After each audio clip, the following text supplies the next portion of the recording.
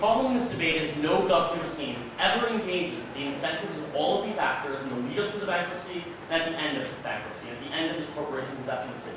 We are the only bench in this debate to do anything on those fronts. And I think that the point, and I think the fundamental problem they fail to grasp on the government bench is that a bankrupt city is always going to be a shitty place. The question is then, what can you do to prevent as many cities as possible from getting there in the first place? And what can you do to ensure that after the corporation controls the city, and that in the long term, 25 years from now, the city looks better? We are the only bench that does that, and that's why we've won this debate. First, what does the city look like during the bankruptcy and in the immediate after? So most of both government teams' material dealt with the political incentives of the various actors here, and showed why politicians generally do a poor job. I think there are a few problems with that. First of all, they largely ignore the realities of these bankruptcies. While it is obviously the case, and we will not deny on our bench, that politicians play a small role in these crises, we think the larger and overwhelming problem in these cases is systematic and structural problems. They say on closing government, well, why do things as divergent as New York and Detroit happen? But the point is, they might be divergent in the specifics of what happened, but on the larger scale of what they represent, they are not divergent. They represent unfortunate realities of particular cities and structural economic positions that no city government even has the capacity to do anything about. But what is the problem with that? All of the closing government's extension fundamentally is warranting more why the political incentives are bad. But at the point where these actors have to go to hire actors for bailouts in order to save their cities, actors like, for instance, state governments, national or federal governments, people like bankruptcy courts, people like their creditors, all of these different actors act together to hold that city to account. And the general outcome they produce at the end of the day is generally one that is beneficial and in the city's interest. But what are the particular problems when corporations are doing this? They come up here and they have this narrative, and they try to frame the case as a bizarre and inaccurate psychology, where every time anyone makes an argument, they're like, well, the city wouldn't do that if it's controlled by a corporation because it wouldn't be in their profit motive. The problem is their profit motive does not align with the city's interest in the overwhelming majority of cases. So they talk about, for instance, on opening government, how you fire people, and firing people is really bad. But they like to point to private equity firms as people who aren't going to come and fire people. That's the first time that has ever been said about a private equity firm and empowerment. The reason people get fired in many cases is because you need to fire some people when your city's in dire economic straits. That isn't meaningfully different. But where it is different is a corporation on the margins is much more likely to fire more people because the people they're firing can't hold them to account. So Elle gives us this example in her speech about imprisoning people. But I find this interesting because she says you can't imprison lots of people because they can hold you to account because you'll still have the city in 25 years. But how are they going to hold you to account? Because there aren't elections. As long as you chase out as many of the poor people as possible, you are still made better off. The only material we get is a blip from them saying raising the mean income makes everyone better. But that assumes that the population of your city is stagnant. The best thing you can do is attract as many wealthy people as possible who will pay a lot of taxes and get rid of the poor who don't and who are actually net losers for your company and net losers for your city in terms of the amount of money they put in and the amount of money they put out. But even if none of that were true, I think they've lost this debate because they never dealt with the principled claim that both opposition benches have provided.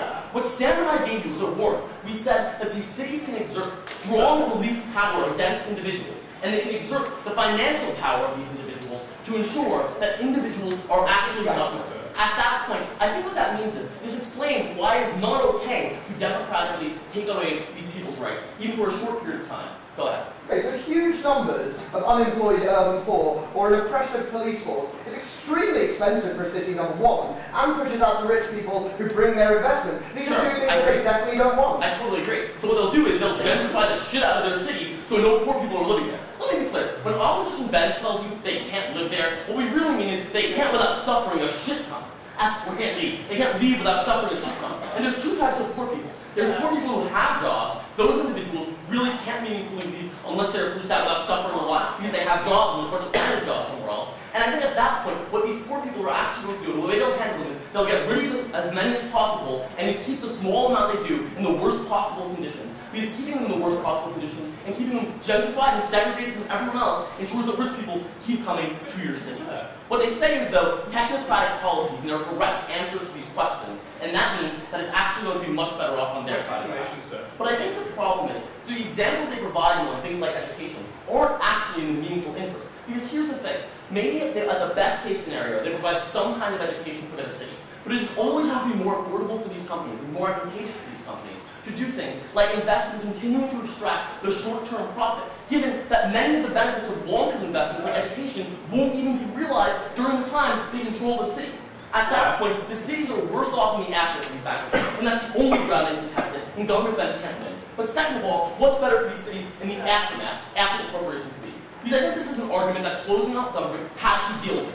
Because what happens on their side of the house is, when a corporation is ready to end its 25-year term, there is zero incentive for them not to completely drain the city and milk it for everything it's worth in the last 5 years. Because maybe education is profitable, and all of their arguments concede that it is profitable in the long term. But in the short term, your incentive is to cut spending as much as possible, especially at the point where there are inherent limitations on what you can do with your tax base. The tax base of an American city is something like $5 million for 1,000 people. Something like 500 million people for a medium-sized city. That's just not enough money. The way you make money in the short term, when you're about to leave, is doing things like cutting as much as possible and getting the hell out of there. That's the issue. At that point, I think these cities end up back in bankruptcy at the moment that these corporations are ready to leave. At the point when they should be in the best possible circumstances. These are just 25 years following their bankruptcy, exactly like New York City is today. But the final thing I want to talk about is the lead-up. Because we tell you that industries will hold these companies hostage. And they say, well, this isn't actually the case, because if they do things like this, they'll reduce their own revenue.